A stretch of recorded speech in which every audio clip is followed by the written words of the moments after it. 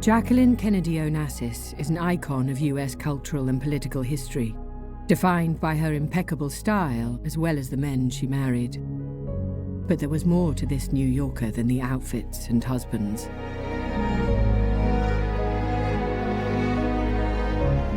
I think Jackie will be remembered as one of the great American First Ladies. And it was not an accident, it didn't just happen. She's almost like two people merged together. You have the Jackie Kennedy and the Jackie O, and how she reconciled these different phases of her life, to me, has always been really interesting. I think history will remember her, just like they remember Cleopatra. Yes, Cleopatra was beautiful, but Cleopatra was one smart chick, and so was Jackie. Jackie's mantle as First Lady jettisoned her into an A-list celebrity. She regularly appeared on the front of leading magazines, and images of her were sought after globally. She was big with all the magazines, and they were always hungry for pictures of Jackie, and I supplied them. I was obsessed with her. With all the success, however, came suffering. Something has happened in the motorcade. Stand by, please. That was a very difficult time, but Jackie had a laser-like focus, and she knew that she had a mission to take care of the legacy of Jack Kennedy. In private, she couldn't sleep, she wept. But during the day, she did a fantastic job of keeping the dignity of the presidency going. She was personally devastated, and what is even more tragic is that just a few years later, she had to go through it again with Bobby Kennedy. But Jackie was seldom alone. Her younger sister Lee was always there. Lee was a supportive presence for Jackie as First Lady. She was always there for her. The people in the White House said they were always happy when Lee came because Jackie was always happy. And they could relax and hang out and, smoke and drink and whisper and gossip. From the beginning, their lives were intertwined. And it is impossible to understand one without the other. It is a tale of rivalry and resentment, love and loss.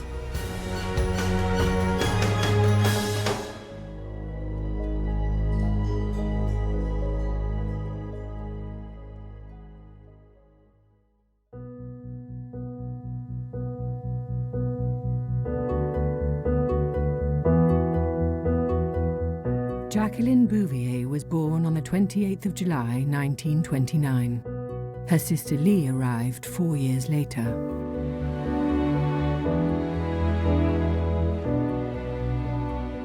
Lee and Jackie were born into what was upper-class America. And they grew up in New York City on the Upper East Side and summered in the Hamptons. And it was full of a lot of horses and ballet and reading lots of books. It was almost like an English 18th century kind of an upbringing. They grew up in an apartment on Park Avenue that their grandfather had built. He was a real estate developer, so it was, one of the finest buildings in the city.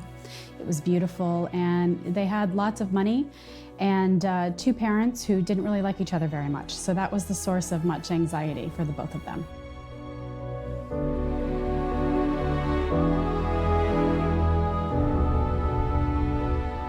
Competition between the girls was fierce. Each sister judged themselves against the other, and more often than not, it was Lee who found herself overshadowed. Whether it was their school grades or piano recitals, horse riding, or even the affection of their father.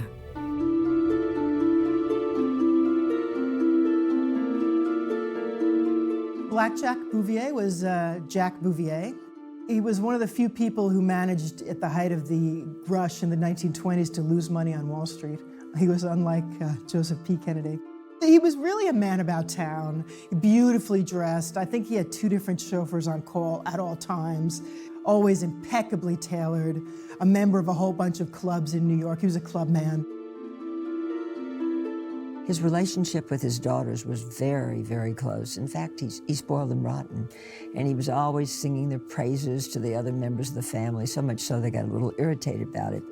He would take them shopping, and it was from Jack Bouvier that they got their sense of style. He gave them a sense of what fashion could be all about. And he told them, clothes may make the man, but they also make the woman. And they both learned those lessons well.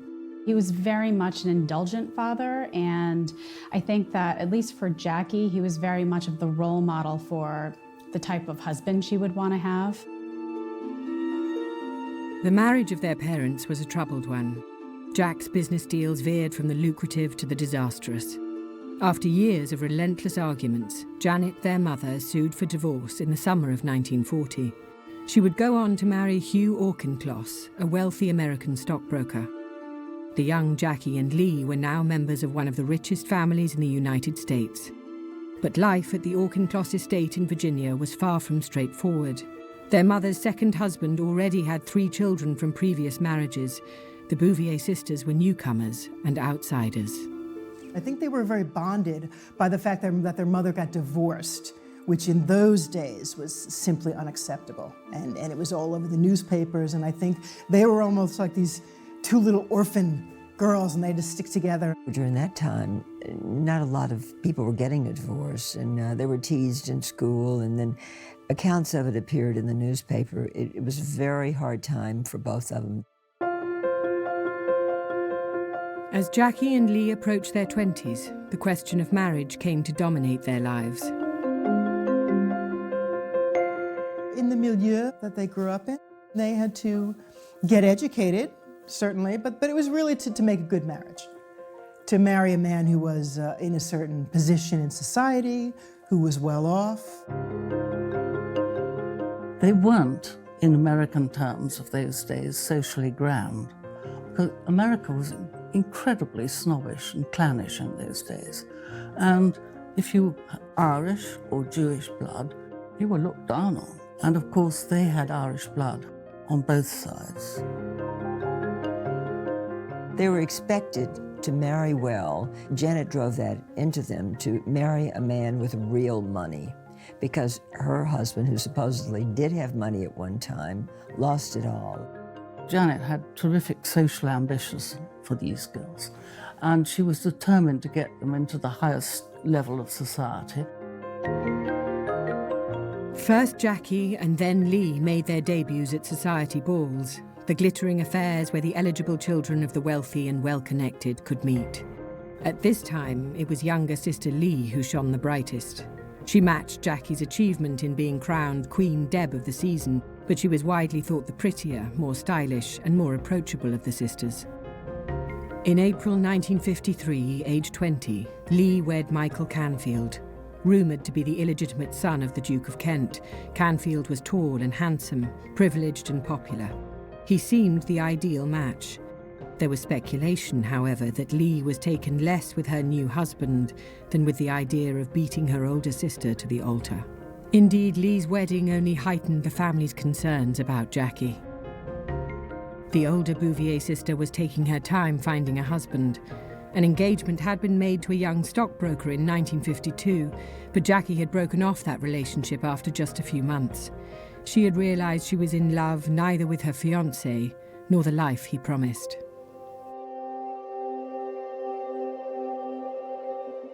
What was expected of them was not just what Jackie expected of herself, though. Jackie didn't want to be another society matron in New York City, so she had different views for herself than her mother had for her. I don't think there were great expectations for either of them in terms of being professionals in any way. But what's interesting about what Jackie did is she did go into a profession. She was a photojournalist in Washington. She was a very curious person, so journalism would have been a fantastic career for her. Jackie had this newspaper column, and she would interview politicians and celebrities and people on the street. And so she always had very interesting questions, so she took it very seriously. To her family, however, Jackie was at a dangerous age. Every new debutante season was bringing younger girls onto the marriage market. Even Jackie's warring father and mother found rare agreement in their concerns. Jackie was being left behind. But then along came John Fitzgerald Kennedy. Senator Kennedy was like the George Clooney of 1953. I mean, he was it. He was the bomb. I think that he had a way around women that was magnetic, And, here was Jackie, who was interested in politics. She saw a man that she'd never be bored with. And I also think he saw a woman he'd never be bored with. She was not only a woman of beauty, but she was also a woman of brains. And so it was kind of mutual. Jack really was attracted by her. She was very pretty.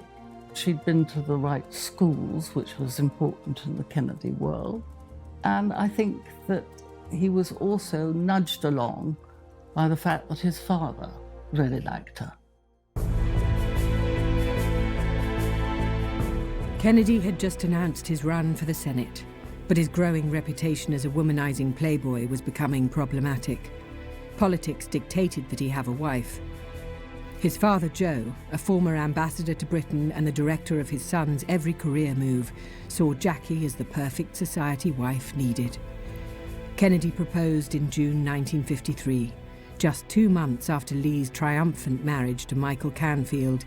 Jackie was now engaged to one of the most eligible men in the country. Once again, she had left her younger sister in the shade.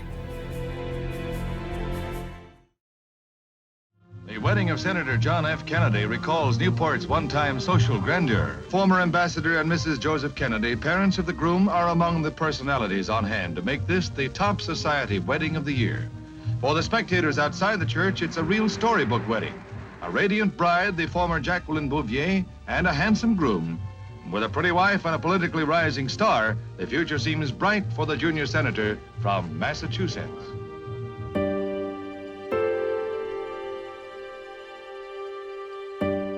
On September the 12th, 1953, Jackie Bouvier married John F. Kennedy at St. Mary's Roman Catholic Church in Newport, Rhode Island. Among the hundreds of revelers that day was Jackie's younger sister, Lee. She was just 5 months married herself, having wed publisher Michael Canfield that April. But Lee was increasingly disappointed with her own choice. Lee and her husband moved to London, where they enjoyed a packed social calendar, but the marriage was an unhappy one. Lee began an affair with Polish aristocrat Stash Radziwill. He had come to London in 1946. She was 19 years his junior, but Radzivill's old-world manners, his wealth, and his aristocratic connections seduced the beautiful young American. He was a Polish prince. He wasn't as rich as perhaps she would have liked, because he was, after all, a Pole who'd had to leave his homeland. But he did know everybody at top level, and he really loved her. He was an older man, he was dapper and charming, European. The funny thing is, when Lee's mother met him, she said, "Oh my God, you're marrying an older version of your father." Back home, Jackie's marriage to her dashing senator husband was also troubled. In 1955, she suffered a miscarriage, and the following August, the heartache of a stillbirth. Her husband, however, was not allowing these setbacks or his chronic health problems to get in the way of his favorite pastime. I think JFK was perhaps a man of his time and of his social circumstances. Clearly, he liked women. You know, they were a diversion, they took his mind off things. I mean, JFK actually had no other vices. He drank very sparingly. He would nurse a scotch like all day. He didn't really smoke. And I think, you know, like his father and his brother, it was kind of a male Kennedy thing. I don't think that Jack Kennedy's sex life was that normal. I mean, it was straightforward. But I think even for that time, there was an awful lot of it. I think she thought a little like most women think, I'll change him after marriage, but she was well aware of it. She sort of took a European view that if he strays, okay, but as long as he comes back to me and my children, you know, like every night, that's what matters. She knew everything that was going on everywhere, and, you know, part of it was that she was raised in a certain way where a woman was supposed to, you know, a wife was supposed to behave in a certain way, and she knew what that was, and she also wasn't going to bring embarrassment upon his administration by exposing any of that. I think she was devastated by it, I really do, and she was constantly trying to figure out a way to keep things together and just appreciate the special circumstances that she was living in. In London, Lee left her husband, Michael Canfield, to begin a new life with Polish aristocrat Staś Radziwill. She was already pregnant when the couple married on the 19th of March, 1959. They moved into a house near Buckingham Palace, and Lee immediately began renovating. But even as she embarked on this happy new phase in life, Jackie and her husband were at the start of something far greater. In July 1960, Kennedy won the Democratic nomination for president with Lyndon B. Johnson as his running mate. Kennedy began his campaign against his Republican opponent, the sitting Vice President Richard Nixon.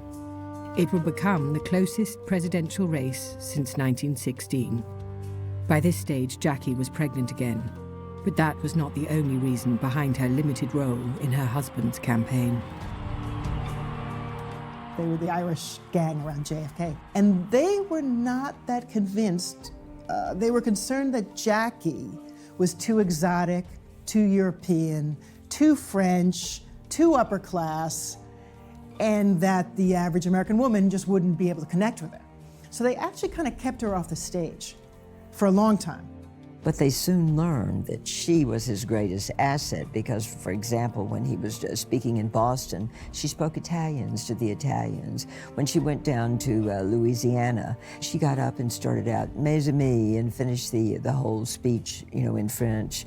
And then she also told of her own background, like I am French, my family has French heritage, and so on. But she knew how to unite with people. Her role really was to be the princess in waiting, and to give a touch of class to what sometimes was pretty kind of sordid, boring stuff.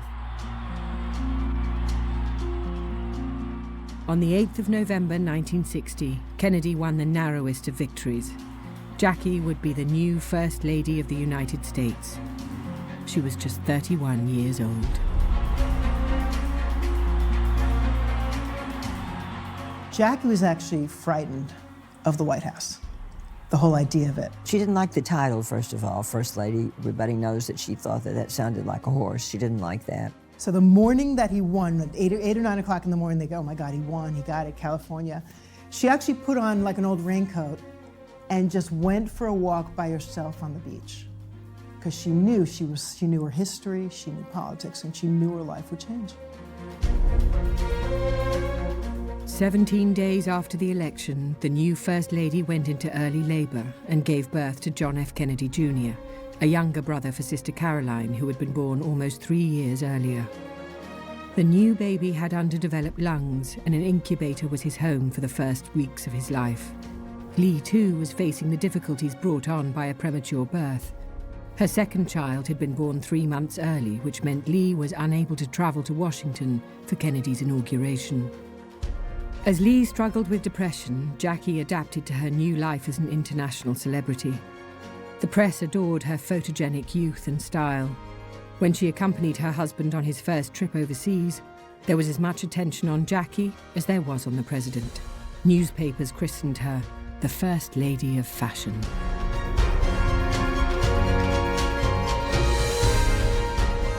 I think Jackie was recognized and loved around the world for the same reasons why America really appreciated having her as First Lady. She was articulate, she was young and energetic, she saw a future vision for how America and how the world could be. This was a woman who had spent lots of time in Europe and traveling around the world. She loved exploring new cultures and so forth.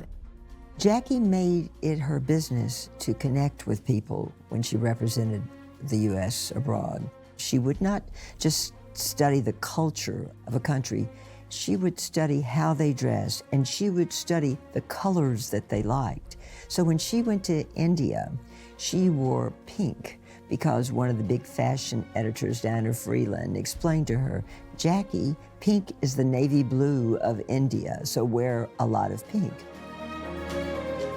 She wore wonderful clothes. She spoke languages. She had tremendous grace and brilliance in presenting herself. I think she was really what Sinatra called her, America's queen. The spectacular success of the overseas tour must have been difficult for Lee, whose superior sense of style had always distinguished her from Jackie. It was now Jackie who was the international style icon. Lee's marriage to Stash Radziwill was souring too. They argued constantly. Amid this unhappiness and insecurity, Lee began an affair with Aristotle Socrates Onassis, a notorious Greek shipping tycoon. Unbeknownst to all, Onassis would have huge importance in Jackie's life. Meanwhile, Jackie was asked to accompany her husband on a visit to Texas. How Jackie performed was to be closely scrutinized. Despite her success abroad, doubts remained about her rapport with a domestic audience. It would be this trip to Texas, though, that would have a devastating impact on Jackie's life. Lee Bouvier Radziwill was at home in London on the 22nd of November 1963. She knew her sister, the First Lady Jackie Kennedy, was in Texas alongside her husband on an important political visit to the southern state. It was the early evening when the news from Dallas broke. Jackie's husband, President John F. Kennedy, had been assassinated. From a high window rings out the shot that changes American history. Confusion is indescribable. Both the president and Governor Connolly are hit. While they are rushed to hospitals, swarms of police and FBI men search for the assassin.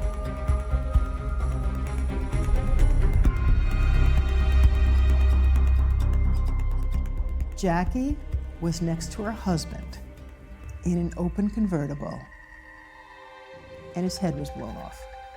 I mean, I'm here, and he was there. Something has happened in the motorcade route. Stand by, please.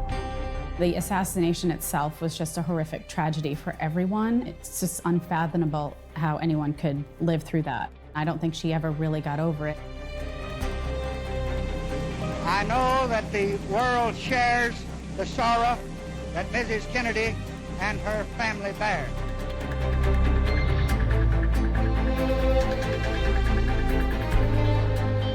The assassination was indeed a world event. I think most people of my age can remember exactly where they were and what they were doing when this happened. I think it was horrifying. I think it was terrifying. To talk about post-traumatic stress syndrome, whatever, doesn't even begin to discuss it.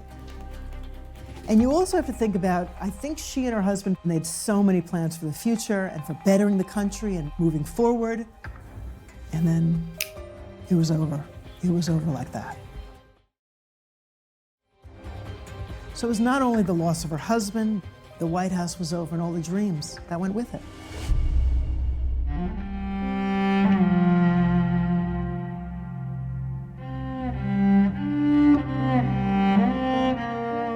Lee flew to Washington at once and was at her sister's side throughout the days to come. The funeral took place on the 25th of November 1963. The day before, Kennedy's flag-draped coffin had lain in state at the US Capitol building. Thousands had queued to pay their respects. A requiem mass was held at St. Matthew's Cathedral. Then President Kennedy was buried at Arlington National Cemetery. Jackie's calm and dignified demeanor throughout won her widespread respect. The whole way she conducted herself during the funeral, I mean, she held the country together. I mean, everyone was falling apart.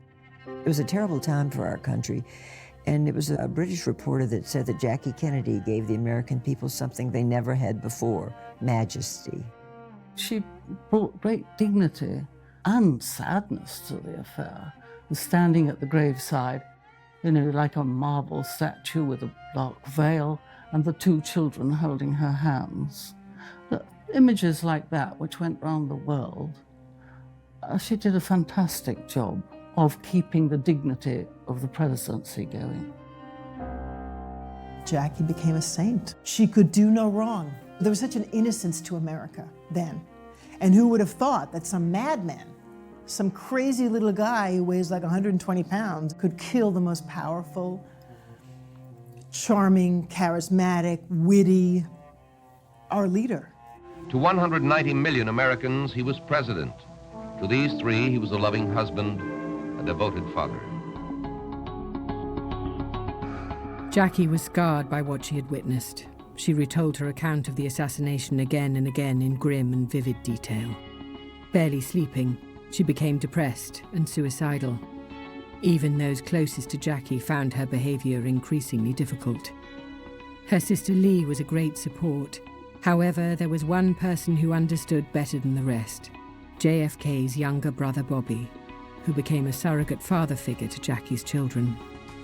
He really assumed the mantle of the leader of the Kennedy brothers. He was very close to Jackie and the kids, and they really looked at him as a father figure and so forth. They could speak to one another about their loss, and they didn't have to explain, you know, he's dead and we'll never see him again. They loved him so much, and I think that bound them together.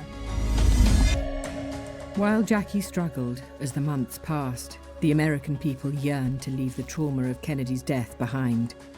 Lee, too, wished to move on with her life. She had often felt hemmed in by her unofficial role in the presidential family. Now she could carve out a life that was her own. The writer Truman Capote was a friend of Lee. She was one of the group of beautiful and glamorous women he referred to as his swans. He pushed Lee into a career in acting for which she had no formal training. This would ultimately end in embarrassment. Capote was a great admirer of Lee. I think he admired Lee even more than Jackie. There was a time she kind of fashioned herself a photographer and she was taking photographs, and then she was on the road with the Rolling Stones, hanging out with those guys for a while. I think she was trying to make a way for herself, because I think the old days where a woman could be a great beauty and marry well and hang out, I think those days were ending, and you wanted to be a woman who did something. Truman Capote would build her up and say, oh, if you want to be an actress, I'll get a play from Tennessee Williams. We'll open it in Chicago. Kenneth will do your hair. Yves Saint Laurent will do the costumes. And it became a whole production. Whereas Lee couldn't say, I'm going to take acting classes. I'm going to study with so-and-so, and then maybe I'll try a little role. You know, Lee's first role, she's on television. On the first night of her run as the lead in the Philadelphia Story in 1967, Lee was paralyzed with fear. She looked the part, certainly, but couldn't act it. The reviews were terrible. After one further attempt appearing in a panned TV movie for ABC in early 1968, she left acting for good. Jackie, meanwhile, tried to rebuild her life. She had moved away from Washington and bought an apartment in Manhattan at 1040 Fifth Avenue, overlooking Central Park. With her 2 children, she attempted to settle into a life away from politics. However, still being very much in the public consciousness, she became target for photographer Ron Galella. He was one of the few paparazzi based in New York. I lived in the North Bronx, which was about 12 miles from Manhattan. And I would spend the whole day. My routine was I developed the film the night before and I sell them. In the morning was marketing. I would go to these fan magazines. They would pick pictures, all celebrities, not just Jackie or Liz Taylor, Doris Day, Liza Minnelli, Calvin Klein. All these stars were hot. I would get $1,000 for a cover. So it was a big marketing in the morning.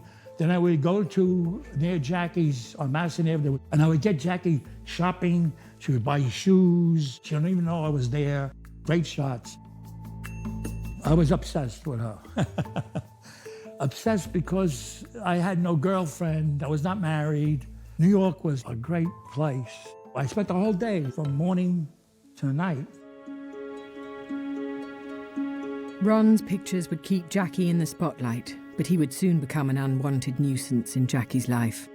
At this time, however, he was just another photographer. Jackie was still trying to come to terms with the death of JFK, but her suffering was to deepen in the summer of 1968, when Bobby Kennedy was assassinated in a Los Angeles hotel.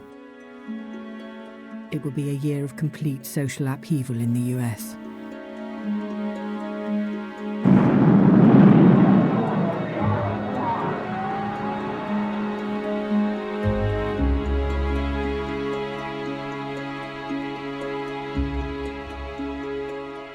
It's hard for us now to imagine. America was on fire. It was in flames. The inner cities were blowing up. There were riots in the streets. Detroit, New York, Washington, D.C. were in flames. All this crazy stuff was happening. Bobby's assassinated, Martin Luther King is assassinated. Jackie, very understandably, was terrified. She said, if they're killing Kennedys, my children are next. If Jackie was seeking an escape from the traumas of 1968, she could hardly have picked a more shocking way out. Just 4 months after the assassination of Bobby Kennedy, Jackie remarried. Her new husband was only too familiar to her sister Lee. It was the 62-year-old Greek shipping tycoon Aristotle Onassis, Lee's former lover. The impending marriage of the former president's wife to the colourful Greek ship owner must have been one of the best-kept secrets in years. It certainly took most by surprise. As the newlyweds headed for their luxury yacht, Christina, reports indicated that there was dismay amongst the Kennedy family. The Vatican, too, frowned on them. Mrs. Kennedy said a Vatican official was old enough and intelligent enough to know perfectly well she was breaking Roman Catholic Church law. Onassis had been to the White House. He was also one of the first visitors to the White House after the assassination. And so I think people also believe that Onassis was always looking for an angle with Jackie. And, you know, it wasn't until after Robert Kennedy's assassination that he felt like he had a window and can put the moves on her. She definitely loved him, but he also opened her life up to much broader vistas. She was no longer beholden to the Kennedys. He also had his own private security force. So, I mean, Onassis could take care of her.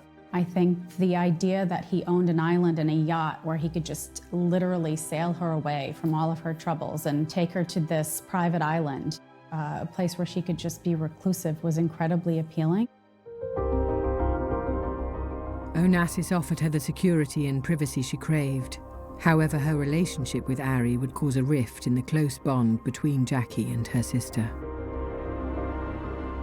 I think that Lee hoped to marry him. Her marriage to Prince Radziwill was winding down. I don't think she could have reacted well. She was just beside herself with indignation and fury. The American people loved Jackie, I have to say that. And she was on a pedestal. But when she wanted to marry Onassis, she was warned, do not marry Onassis. You'll be taken off that pedestal by the American people. And she said, it's cold and lonely up there. I don't care. Her new marriage with Onassis would initially change the public's perception of Jackie. However, as their relationship went on, she would seamlessly go from being Jackie Kennedy, grieving widow of the former president, to Jackie O, global fashion icon. Wherever she travelled, though, sorrow would always seem to find her.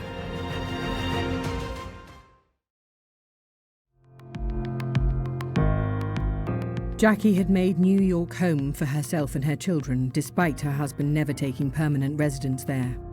Although life in the Upper East Side of Manhattan offered some privacy, she was still prime target for paparazzi.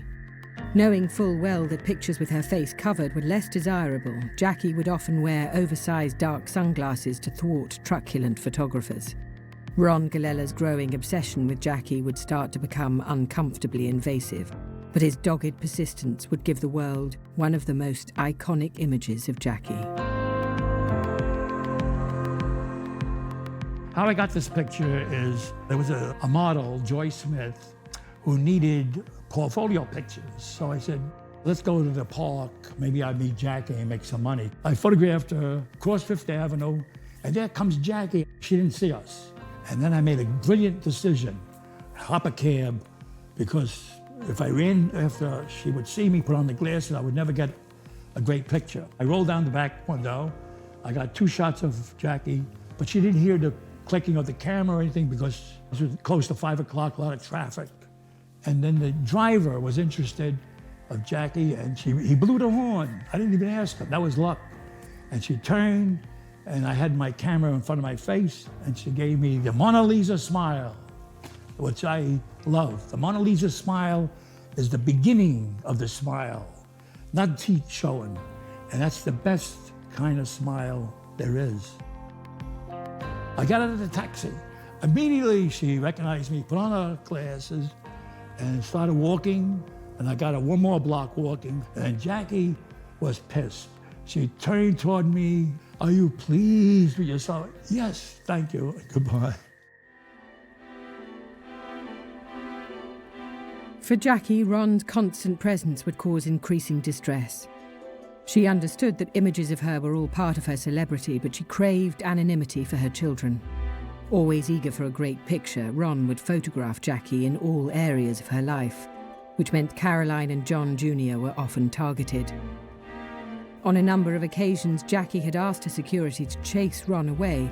Ron, feeling like his livelihood was at risk, or maybe just following his instinct for grand publicity, decided he would kick back. The result would be an ongoing dispute which would last for nearly a decade. I got pictures of John Jr. on a bike and her on a bike on the pedestrian path.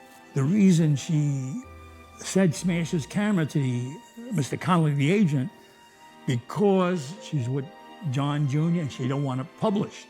And she sent 2 agents to get the film. And they took me to the police station and they booked me on harassment of Jackie. The judge dismissed the cases.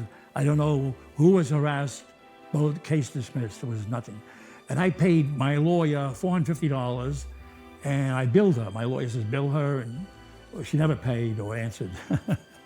And that started the whole business of the court business. Then it was a big trial.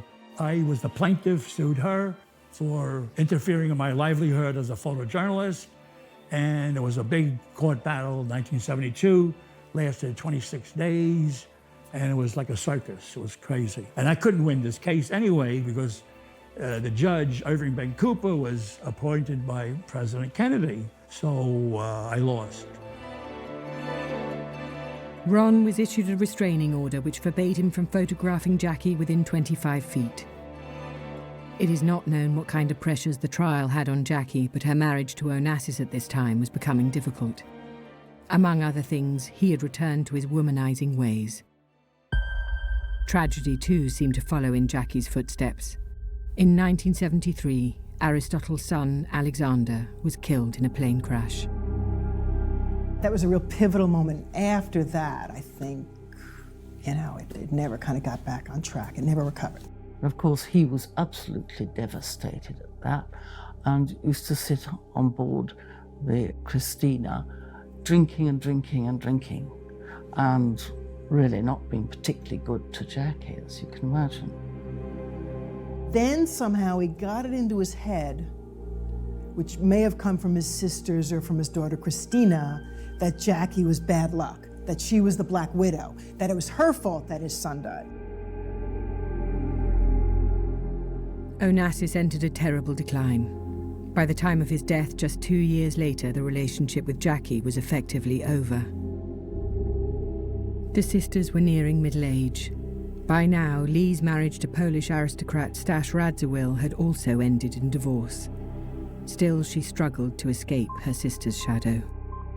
Lee was not flighty, but she just went from thing to thing. Like, okay, first she's gonna follow the Rolling Stones and be a photojournalist, but then she's gonna make a documentary, but then she's gonna be a decorator, but then she's gonna be an actress. I think it was hard for Lee. Lee was really perceived as a socialite in New York, somewhat aimless. She always had projects that she was interested in doing, like a book project or some sort of cause, but nothing that ever really caught fire.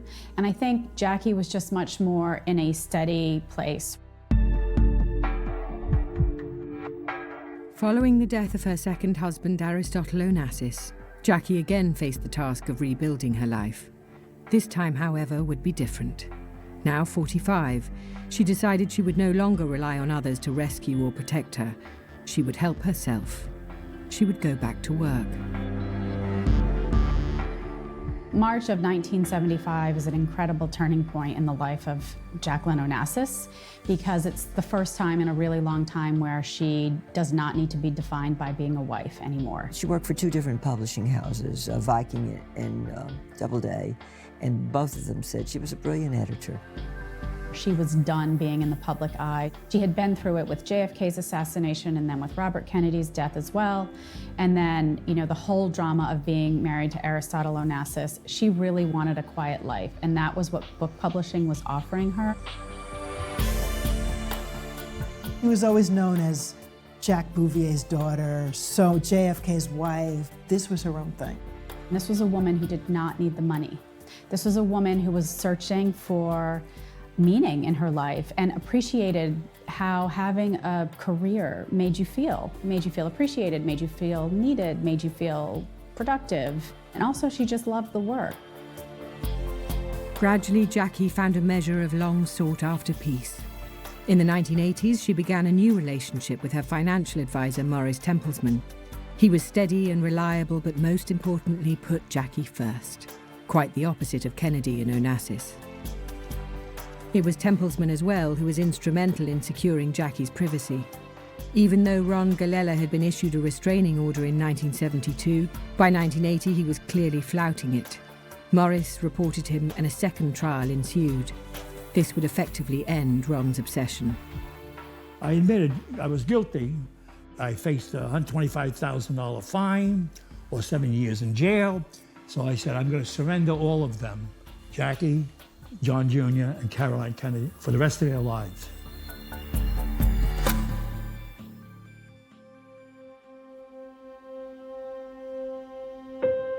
Jackie lived and worked in New York for the last 25 years of her life.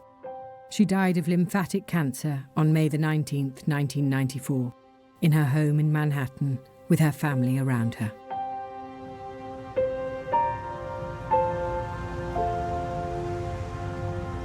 She took an active role in the city she called home, saving Grand Central Station from demolition and bringing the Temple of Dendur to the Metropolitan Museum. Every street and every building seems to have a story of Jackie to tell, and even long after her death, she lives on in the city, never to be forgotten. At her funeral, Senator Ted Kennedy, her brother-in-law, said, "No one we knew had a better sense of self than Jackie."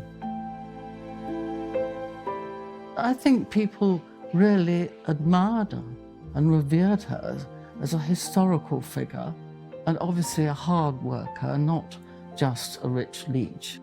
And I think she was immensely popular. This was a woman of real depth, real intelligence, but a lot of people couldn't get past her beauty and her jet-setting ways and her dark sunglasses. I don't ever think she's been given enough credit for really who she is. The story of Lee Radziwill, however, is still being written. A constant in the New York social scene, she has also carved out a niche for herself as a true fashion icon, and still can be seen on the front rows of catwalks around the globe. If Jackie was America's queen, then Lee is the closest thing to royalty the US has. And no matter what she does and where she travels, Jackie will always be with her. I think there's always that thing with sisters, you compare lives and so on, but they both admired each other. It's interesting to think about them as a sisterhood legacy. They were very much foils of each other. I think they're very different individuals. They led very different lives. Jackie will always be the sister who was out front. Lee will always be the one standing behind in the shadows, and I think they were both ultimately comfortable with those positions.